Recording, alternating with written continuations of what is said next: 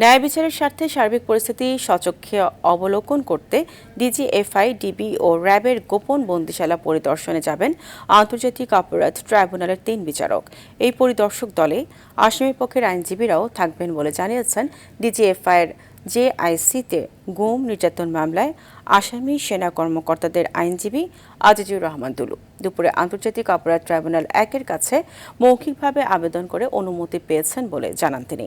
ন্যায় বিচার প্রতিষ্ঠায় এই উদ্যোগ গুরুত্বপূর্ণ ভূমিকা রাখবেন বলে জানান তিনি। এর আগে মঙ্গলবার চিফ প্রসিকিউটর জানান, প্রচলিত আইন এবং ট্রাইব্যুনালের বিধিমালা অনুযায়ী প্রয়োজন হলে বিচারকরা ঘটনাস্থল পরিদর্শন করতে পারবেন। আর সাক্ষীর সত্যতা যাচাইয়ে বিচারকরা এমন সিদ্ধান্ত নিতে পারেন বলে জানান আসামি পক্ষের আইনজীবীরাও। চলমান আছে। ৫ম নম্বর সাক্ষ্যের জেরার জন্য আজকে নির্ধারিত ছিল। প্রসিকিউশনের তথ্য মতে তারা আজকে সময়ের আবেদন করেছেন যে সাক্ষী অসুস্থ, সেই হেতু আসলে এটা বলা যাবে না যে কবে মাননীয় ট্রাইব্যুনালের বিচারকগণ তারিখ নির্ধারণ করবেন ডিজিএফ এর বন্দিশালা পরিদর্শনের জন্য।